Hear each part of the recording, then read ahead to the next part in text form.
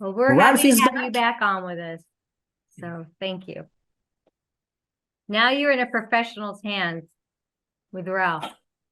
I agree. Hey, Bob, how are you, my friend? I'm good, Ralph. Good. Listen, there's so much to talk with you about. And I think the first thing, for those that maybe have never met you or don't know the list of the depth and the breadth of everything you've got going, can you tell us how many racetracks you're currently running and how many different races you put on this year? Oh, Ralph, that's a tough one. But, I think just Track Enterprise alone was doing around 26 racetracks at our specialty events. And then when we took on the different series, CRA, Midwest Tour, helped with Southern Super Series, started our Stars National Tour, those numbers of tracks just really multiplied quickly. So a lot of racetracks. It's incredible. And you're involved in 2 wheels and 4. We do. We're proud to work with AFT. We've done some motocross before, but AFT at the Motorsports Mile has always been a lot of fun. So, just glad to be doing a lot of different types of racing and again, worked with Kevin Miller there a lot. So it's just good to have a wide variety and a lot of depth. Let's start by talking about the ASA Stars National Tour, which you have the logo behind you there, which I got to be a part of this year in the inaugural rejuvenation of the series, which was fantastic to be a part of that. We ran 10 races this year. They were all very successful. What was your reason for going out and attempting to unite all of these late model racers the way you did? Well, I think the number one reason was the demand.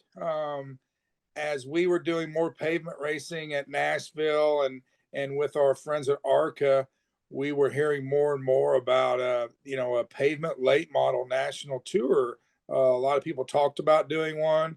A lot of people talked about the void that was left after ASA All Pro. Bob Harmon and Rex and everybody Robbins that was doing these national tours per se. Seemed like there was a void. Seemed like the teams and the fans were asking a lot about it. So as we progressed from Nashville on to purchasing CRA and then talking with Greg McCarnes with the Midwest Tour, and then obviously our relationship with Tim and Pat at the Southern Super Series, it became more and more evident that this national tour was possible to get started again. So that was kind of the thought process. And again, it's only been less than 12 months when we announced this, and we did get our inaugural season in with 10 races, but again, we feel we're in the very early stages of really doing something good. As I think about the late model series that are running around the country, it's very challenging, I think, even for those that are in the midst of it, to really understand everything that's going on with it. And there's super late models and pro late models and late models. It gets really kind of confusing and convoluted in there. How do you go about then diving in and saying, okay, I need a little bit of this, a little bit of that. We're going to mix it all up in a pot, and this is going to be our national tour? Well, we focused on just the super late models. So even though we found out as we got started, those rules were a little bit different from region to region. The basic super late model out there across the United States was very similar. It's different than the pro late model. It's different than the limited stock. It is a true super late model on pavement. And those rules basically just needed tweaked and joined together a little bit better from different region to region, possibly some things that happen over the years, normal progression that maybe got not teched the same in different areas. So that's what we've done. We've spent a lot of time in joining all those tech procedures and gray areas in the different regions of the rules together. And we really have a lot of focus working with the teams on cost containment. As I think a few of your other guests have talked about, the cost of racing, cost of living in our society today has really increased dramatically since COVID and some of the supply chain issues. So we're going to spend a lot of time with cost containment for these guys. You were able to unite almost the entire country in just the first season. How tough is it going to be to pull everybody together? Well, again, with us being directly involved in the three major regional series, whether we, talk to the people out west or the people out east a little more, I don't see it being that difficult for us to get on a national set of rules, similar to what the 410 sprint cars, Kevin Miller's USAC sprints, the non-wing sprints, some of these other series have done a good job. Now, a lot of that was dirt I just mentioned, but the philosophy and the theory is still the same. If you can race in Madison, Wisconsin, you can race at Pensacola, vice versa. So we're really focused on getting everybody together, even working with some other sanctioning bodies and some other series. But maybe that can help in the cost containment is keeping these people all on the same rules. You did a tremendous job in putting up big purses for these racers each and every round, and you took them to the most famous, most sought after venues that they all want to say they raced at and won at, including North Wilkesboro this year as part of the rejuvenation of that historic venue. You went back to Winchester, you were at Nashville, Madison, Milwaukee. I mean, the ASA Stars National Tour hit all of the famous tracks, Five Flags, and so forth.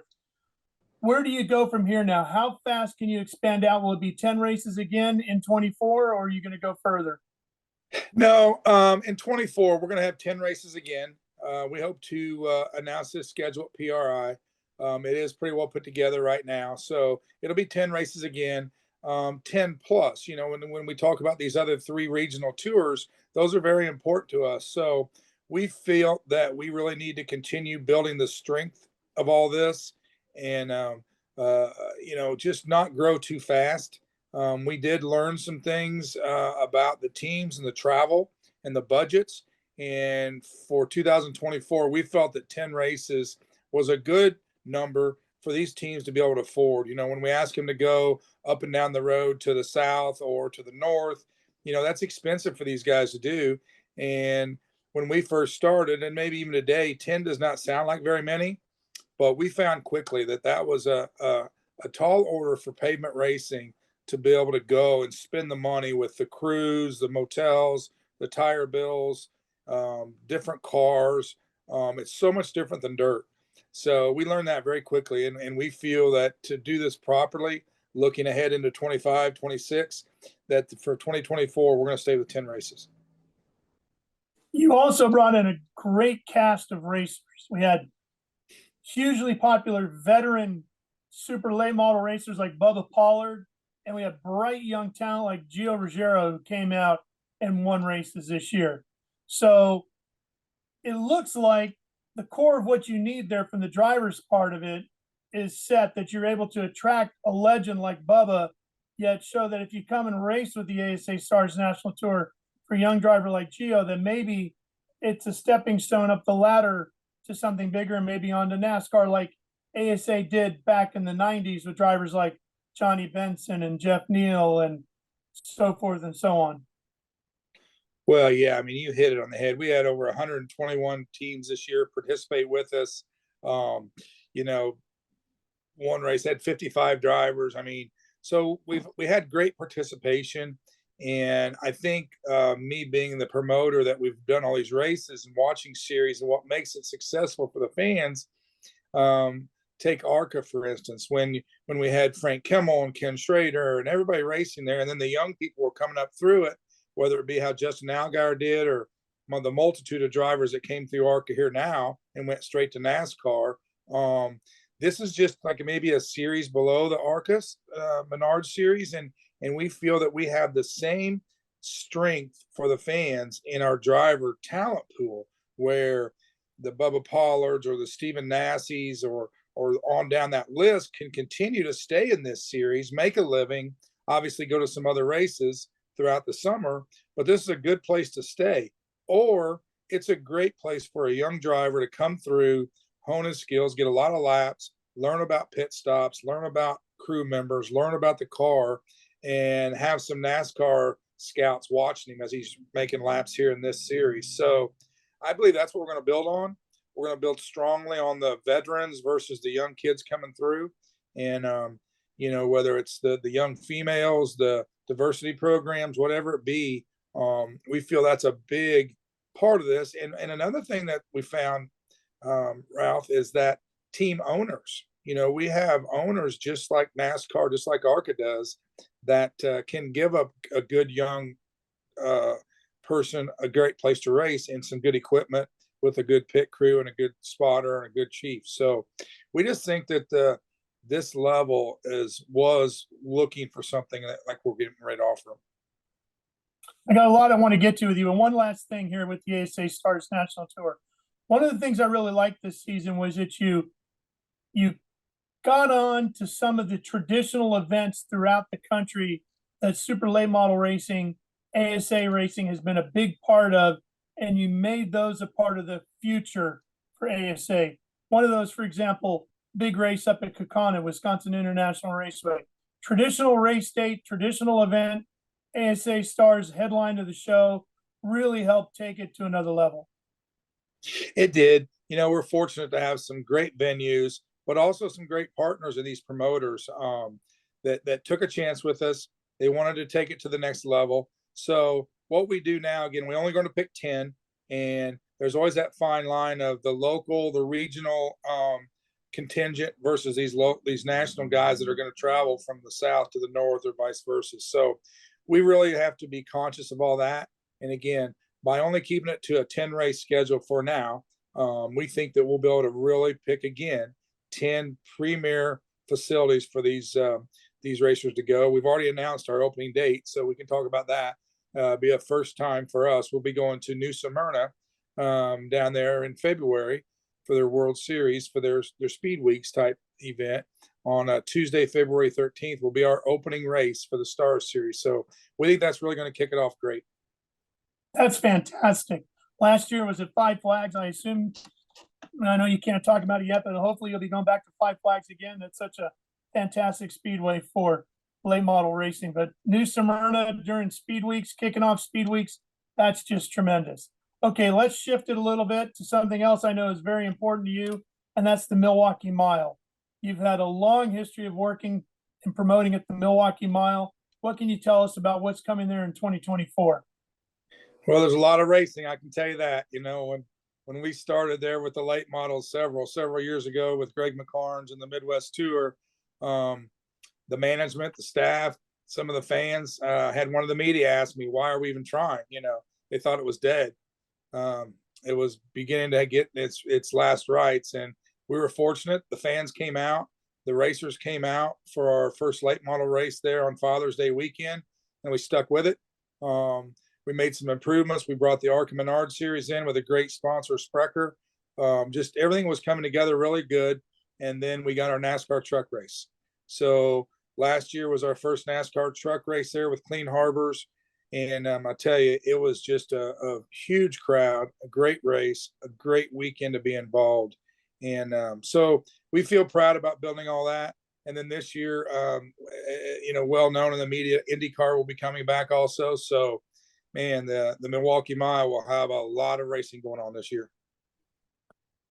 Is its future secure, or does it always depend on how it did this year? Is it whether or not we go again next year? The future, I believe, is very secure, at least as far as I'm concerned. And one telltale sign of that is the state of Wisconsin and the Milwaukee management there at the facility has done such a good job, and they've invested a lot of money. Last year, I think they spent over $3 million in safety enhancements for the NASCAR truck race. And this year they're even spending more. They do it a phase 1 and a phase 2. And I think they'll even be in a phase 3 not too long. So I think that's a pretty good telltale sign that the Milwaukee Mile will be open for a long time for auto racing. Well, that's fantastic to hear. I know one of the things that you and I talk about a lot that we both scratch our heads over and we hate to see it winding down is mile dirt track racing. You promote two of the best in the world at DuQuoin and Springfield, and unfortunately just two of the few that are left racing, why can't we keep mile dirt tracks open for business with auto racing? Well, again, I mean, I don't want to be selfish, but I'm very proud to say that that we're working with the two that are left, Springfield and DuQuoin, and again, the future looks very bright there. The state of Illinois, the governor's very bullish on what we're doing there. To speak of the other ones that didn't make it, just different, areas and markets. Where Syracuse, what happened to that? Indianapolis, we had a part of that for a while, and they moved forward with some economics, and they're just they're a dirt mile, very big, very large. So we don't get to race there weekly. We don't get to race there bi-weekly. Sometimes we race there once or twice a year. And some of these state entities felt that the economics weren't making sense. Part of the reason for not being able to race there more often is these cars that we have today, the weekly cars, just really aren't built for these big tracks, whether it be the motors, the transmissions, the roll cages. A lot of things aren't built for these high-speed tracks. So to go to the dirt miles is going to be a luxury that we're all going to get to enjoy, hopefully for a long time. Back to USAC again, the car counts have been through the roof lately. We approach 40 every year, where back in, 15 years ago, 10 years ago, we were lucky to have, 15 show up. So that's increased greatly. The ARCA counts are picking up more. Again, the flat track motorcycles are very exciting on the dirt miles. So again, we're just happy and proud to be involved with Springfield and DuQuoin, and the other tracks. We're just going to have to settle for what we have. I know Cal Expo is going away this year from the flat track schedule out in Sacramento, my hometown. And the reason being, the horse community doesn't want the cars on the track that the horses are racing on. Now, I understand that we've had some issues with horses getting injured and all that, and that we don't want to see that happen. But can you explain from your experience what the cars do to the track that's so bad for the horses? Again, my experience is they don't do anything to the track.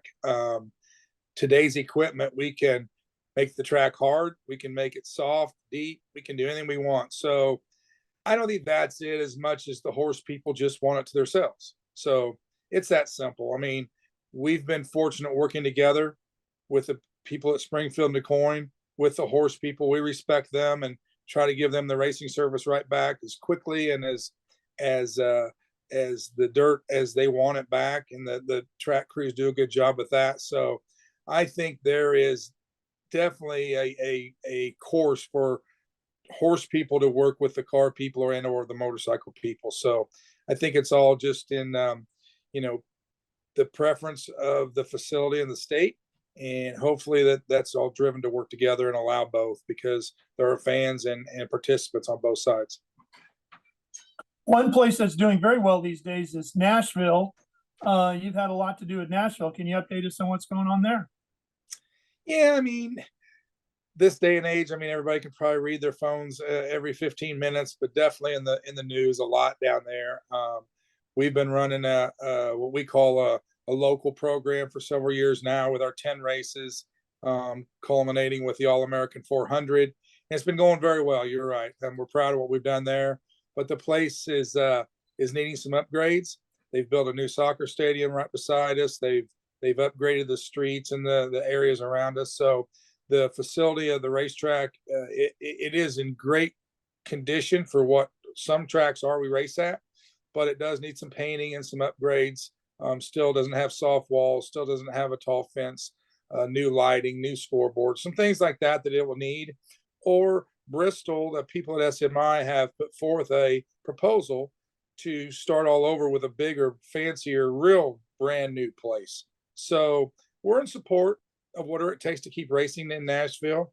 We work with SMI and the Bristol people very well, and it's going through the city process now. Nashville's owned by the Metro City of Nashville, so the Fair Board's approved the new plan by SMI, and now they're going through the process with the city government to get the proper votes. And we'll see. Again, that's all going to be coming up very quickly, and hopefully, any way we can, we'll see car racing to continue at Nashville. Bob, as you look at the life of a traditional weekly promoter, what's the biggest challenge for promoters these days as opposed to, say, just 5 years ago? Well, I don't want to be cliche, but I mean, as cycles go, the society, again, we can talk about 2008 when the economy went bad. We can talk about COVID when we just had a shutdown. We can talk about supply chain. We can talk about the fairly new invent of our internet and iPhones and things like that.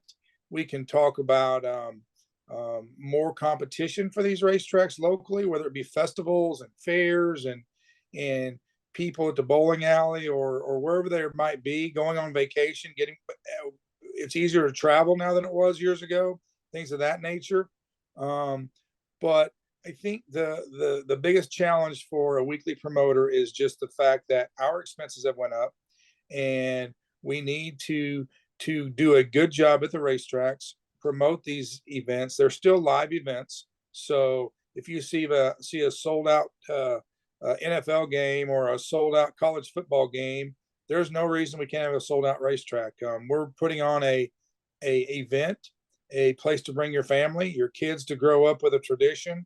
And by the way, it just happens to be a sporting event that they can root on different drivers. So I think the biggest challenge for the weekly promoter is just keeping up with the times and doing a very good job at promoting his or her facility.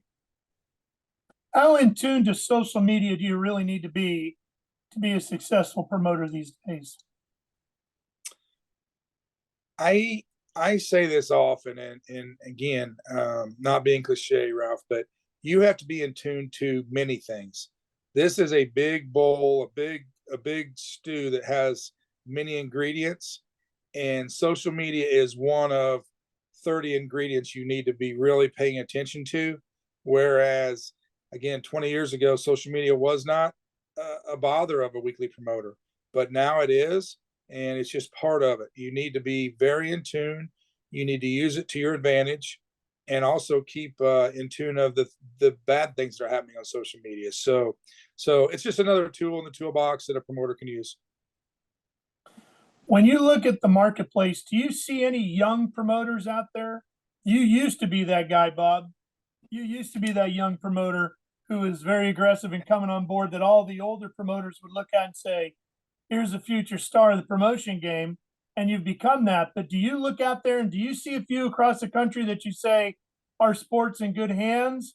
Or do you greatly worry that it's too tough these days for a young guy to get what he needs, whether it's a bank loan or somebody to give him an opportunity or that sponsorship that he might need to open a facility up to keep the sport growing?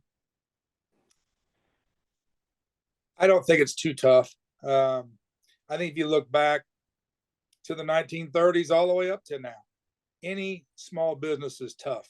We know the failure rate of small businesses is very large. So this is no different. It's a small business. It's a very aggressive, very challenging one. But again, I'm sure people that own restaurants would say the same thing about a restaurant or a gas station or a trucking company or a concrete company. They're all very hard work. And your point about new promoters coming up, I don't see as many as I'd like to see, but they're out there. They're just a little farther and fewer between. Again, you don't have to read the paper very long or the internet very long to find out that we're all in high demand looking for employees and the next person to take on a business. So I don't think we're any different than the other local business down the street. Is it easier? I've heard this from promoters these days. It's easier to promote every now and then a big event than it is to promote weekly. Ralph, it's absolutely easier to promote a bigger event if it's already established and making money. Now, getting to that point is not easy. So my point to that is, they don't just come and fall off trees. The Snowball Derby, the World 100, we could go on and on and on about big popular events. but none of them fell off a tree. The Chili Bowl, they said, didn't make money for the first couple of years. So none of them are easy. But I don't think a young new promoter should look at those big events. You should be consistent. Do your best job at the ones that you do. And when you get fortunate enough or work hard enough to get one that takes legs and starts growing, then grow that, yes. But the bigger ones are not easier, no. I know Francis is going to be jumping in here in a minute, so I want to get 2 more in here real quick with you. Is the cost of promoting an event from some of these sanctioning bodies too far out now to make it feasible to put on? The cost of everything, as you said, has gone so high up, and you're on both sides of it because you're taking a touring national body around that you need people to maybe promote your events with. At the same time, you're dealing business with other sanctioning bodies. Have they gotten too expensive? It's all relative. Some of them have, yes. But again, it's what your facility or what your market will bear. Do you have a big sponsor? Do you have an arena that will seat 2,000 people or 20,000 people? So again, it's all relative. And I think the job of that promoter is to be honest with himself and the people he works with and work within your means.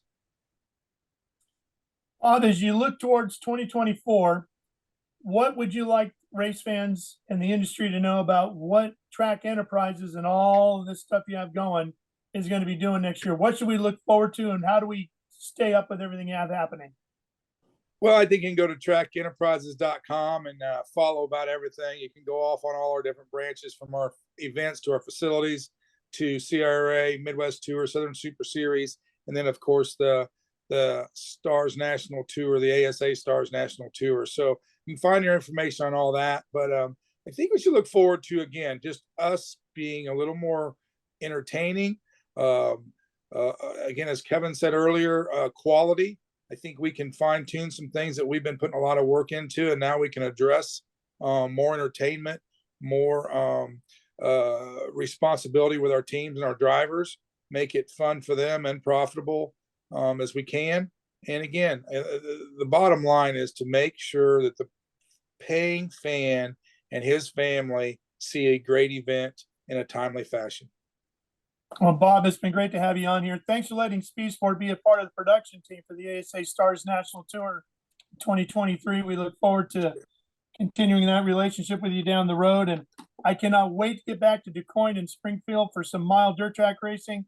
Two of the best ever. They're fantastic. And any young promoters out there, you can't be afraid to get your hands dirty like Bob does.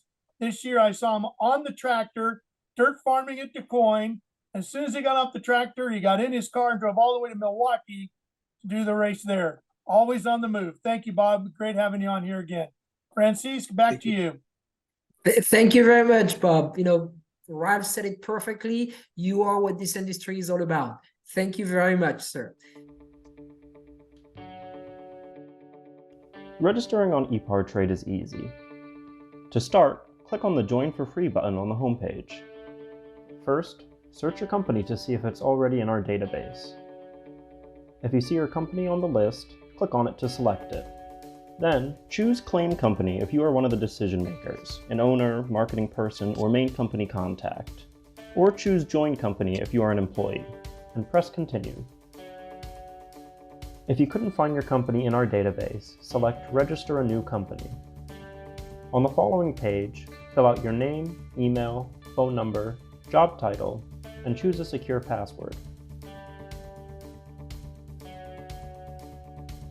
If you chose Register a New Company, you'll need to choose your business type. Select Supplier if you're looking to display products or services and connect with buyers. Choose Racing Business if you're looking to source new parts and connect with suppliers. Choose Race Team if you own or are a member of a professional race team. Then, enter your company name. Please provide a website, Facebook page, or LinkedIn if you have one, and choose to either claim or join the company. You can view and agree to our terms of use here. If you'd like to receive our weekly newsletter, choose Accept. Finally, click Register Now and your registration will be submitted for approval. An email will be sent to your inbox. Please confirm your email address and you will be approved shortly. Welcome to ePart Trade.